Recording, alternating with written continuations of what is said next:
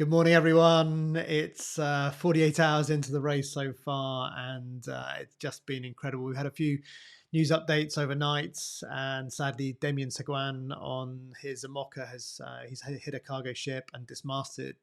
Believe the boat is safe, and he's now making his way back to port.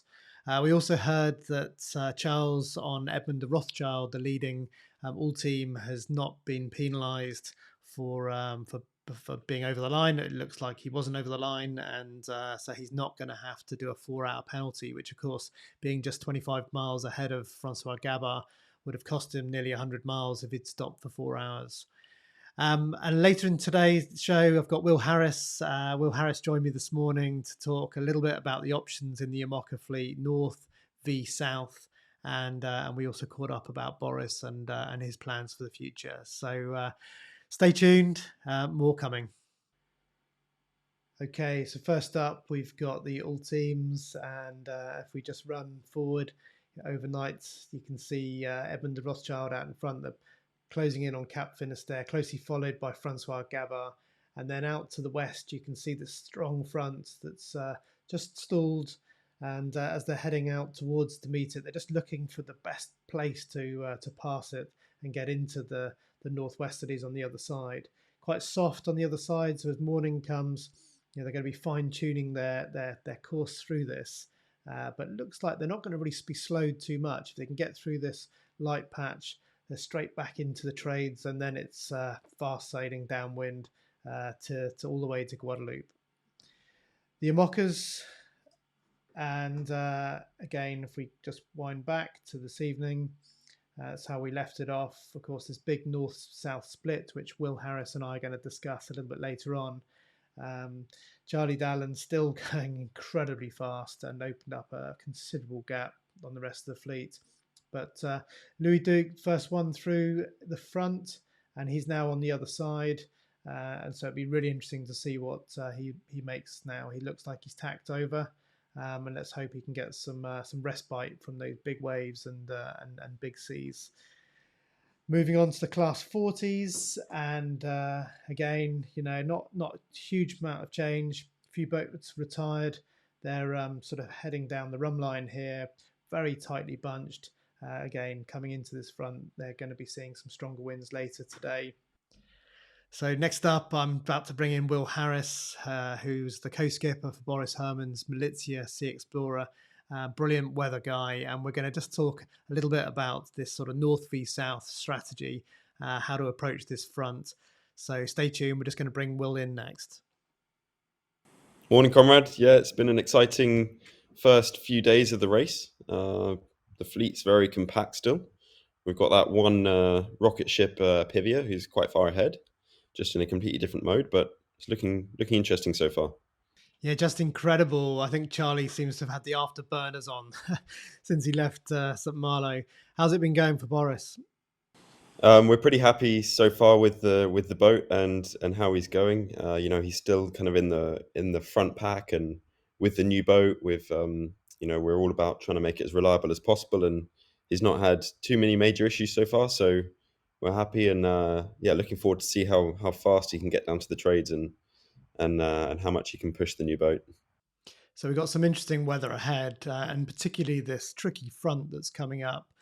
What are your thoughts on how best to tackle this front, whether in the north or in the south? Yeah, it's been an interesting one from the start because from the start day on Wednesday we could see that all the routings wanted you to go for this direct north route and to kind of push straight through the fronts. So here's just a screenshot of the routings. You've got Louis Duck in the blue up in the north, and that's his route in the blue, and kind of Boris's route is this red one in the south, and he's kind of in the middle of the front pack down in the south at the moment. So you can see the differences there. But since Wednesday, the routings have wanted to go pushing very far west and into the middle of these very strong fronts. But as you can see, most of the fleet have decided to push for a more southerly route. That was kind of my hope that we'd see Boris doing the same, because the sea state and the wind is kind of sort of 40 plus knots and 5 or 6 meters waves. So I'm happy to see that kind of most of the fleet is further south and avoiding the worst of these fronts. which will mean that it can actually sail at a higher kind of boat speed, a kind of higher percentage of the polars. And so now they're just in the stages of approaching this first front. You can see what's basically happened is this front is just stopping. It's sitting in this line here, and then basically this second low pressure is approaching us, um, and it's basically getting closer and closer to this first front. So what you want to do is try and time the crossing of this first front just at the same time as this second front arrives. So maybe you need to change your trajectory a bit further south or a bit further north based on this timing, because you're looking to get into this westerly flow and then to be able to tack to the south. This is currently has a Saturday evening that they can cross the second front and start heading south. But it's all about the timing of how these two fronts approach each other, because this first front is now stationary and kind of disappearing quite a lot. It means this second front, you can save the amount of time you spend in the light wind zone in between the two fronts here. So we're looking at your routing. Any thoughts on the wind strength, wind conditions for Louis up in the north at the moment? Yeah, I think he'll be having sort of 5+ meter waves. In the next few hours, he should be through the worst of the first front. But I wouldn't be surprised if he's seeing in the sort of early 50 knots of wind up there. It's, the sea's much warmer than normal for this time of year. It's 2 degrees warmer than normal. So it means that the kind of the weather systems and the depressions are much more powerful, a lot more energy in them than normal. So the forecasts are generally under predicting how much is going to be. So he's really putting his boat through the testing. And I mean, it's interesting to see if it pays off or not. Thoughts on foilers versus non-foilers, north v south?